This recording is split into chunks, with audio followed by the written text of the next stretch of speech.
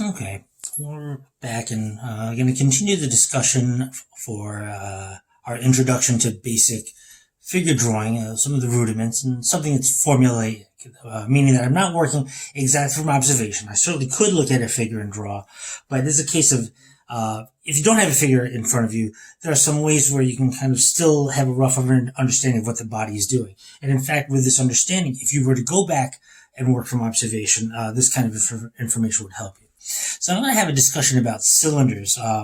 In this case, what I'm about to show you is a very thin cylinder like a coin. And so I'm going to draw a line, light dotted line around here, and that's going to represent eye level, what's even with my eye.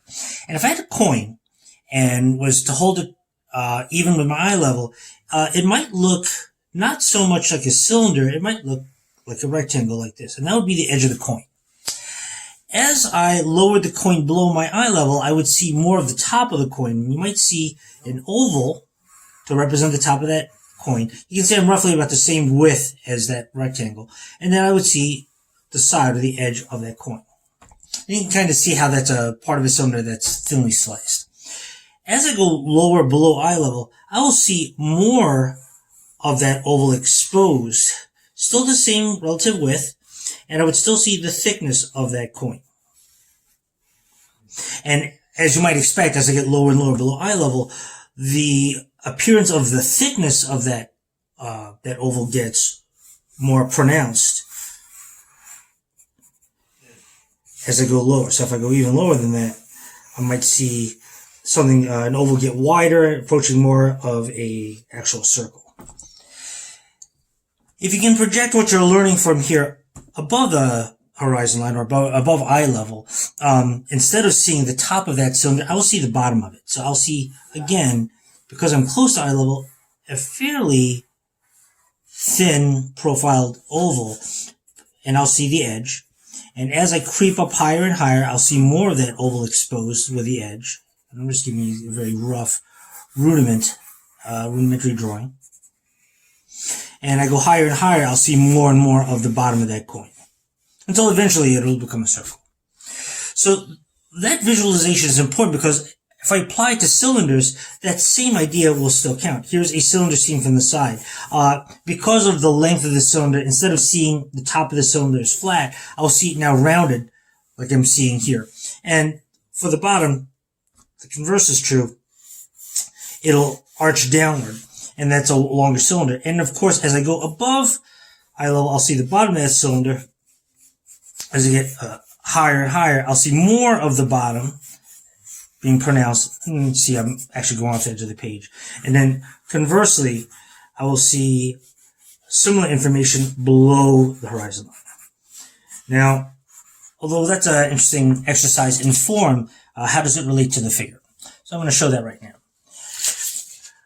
I'm going to show you quickly what we did in the previous tutorial, where I ended up doing basically a stick figure man focusing on the spine, shoulder, and hips, and then applying the extremities based off of that. If I could find the shoulders, I knew exactly where the arms would be. If I could find the hips, I knew exactly where I could put the legs. So to reproduce that, a similar idea here is that maybe there's a spine, there's the shoulders, here's some hips. If I know where the hips are, I can now show you from hip to knee and knee to ankle.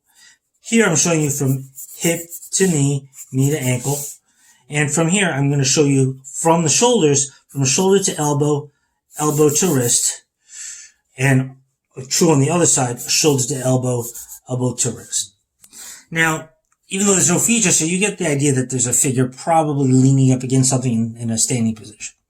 But now I'm going to apply the idea of seeing things, instead of as a mere gesture, now to see things in terms of volume. So again, if I connect the shoulders to the hips, and then I now try to envision some mass, and again, this is a real simplistic view, I can think of it as a toilet paper roll that's been somewhat squished, and I can see the cylinder perhaps of the torso.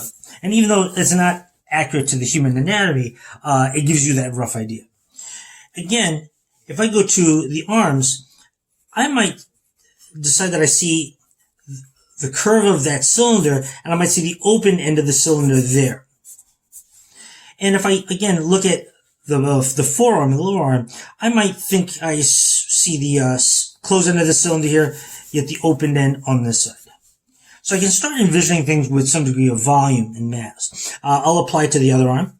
There's maybe I think I see the open end of the cylinder there, and here's the closed end. And then if I apply it here, I think I would see the open end here and the closed end on this side. I go to now the legs to apply. I think I'm going to make the assumption that I'm going to see the open end of the cylinder here. And you notice I'm taking half of the torso width and working my way to the bottom of the cylinder, which is closed.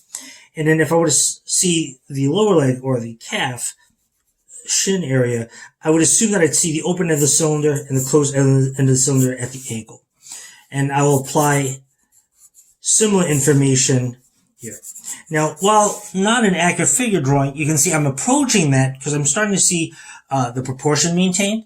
I'm now seeing the gesture that I had from showing the spine, shoulders, and hips from seeing that armature and attaching the extremities to that. And now I'm adding some mass to it. I might arc the top so I can see some of the trapezius muscle, which is actually a muscle in the back that's so big you can see it from the front. And I'll put a head on here, and then I'll apply a cylinder for the neck. And again, you can start seeing something here that looks kind of like a crash test dummy. And this might be a person who's looking on their phone, if I just kind of gesture in a hand, holding their hip, and maybe they're taking a selfie, or maybe they're checking messages or whatever. They could be leaned up against a wall. It might be in the hallway, they reopened school. And you might see some of a doorway over yonder, over the recession, to show me the threshold into that classroom. But you can start seeing how some mass is being created from this. I'll give you one more quick example of how that's applied and seen in a different position. I'm going to show you, I'll give you a reclining figure. Here's the spine, here's the shoulders, here's the hips. Maybe someone is leaning on something, so there's some shoulder to elbow, elbow to wrist, shoulder to elbow, elbow to wrist, and their arm is laying across their torso. When I look at the legs, from the hip, I'll go maybe to a bent knee down towards the ankle. Here, I'm going from the hip to the knee, and maybe they're leaning on a bed, so maybe the leg is hanging off. So here's the knee to the ankle. And hopefully you can start seeing, just in the mere armature, the gesture of the figure. If I now apply the cylinder method of thinking towards this gesture, I might start connecting the shoulders to the hips and giving it that that cylindrical feel for the torso. If I now start applying what I know about cylinders to the arms, I might see the closed end of the cylinder on this side and the open end on this side by the elbow. From here, I might see the closed end of the cylinder and the open end by the wrist. As far as the other arm, I'm guessing that I might see the open end of the cylinder on that side, it crossing in front of the torso, and here's the closed end. And on this side, this is the closed end heading towards the open end at the wrist. When I start looking at the legs, same process. The cylinder here is closed by the hips, and I'm going to go towards the knee, and I'll make that an open end. And if I continue the rest of the leg, the open end of the shin is there, and go to the closed end by the ankle. I think I'm going to see the closed end at the hip side of this leg, of his left leg, and the open end by the knee. Here I'll probably see the open end by the knee, and then close up by the ankle. Again, maybe give a rough idea of where I think that trapezius is. It's not technically the shoulders. The shoulders are actually here at the top of the arm. What you see over here is that trapezius muscle, which is that back muscle I was talking about. And I might decide on a position for the head and mount it on a cylinder that inserts into the body. And even though there's not much detail here, you can probably make out what the body language is.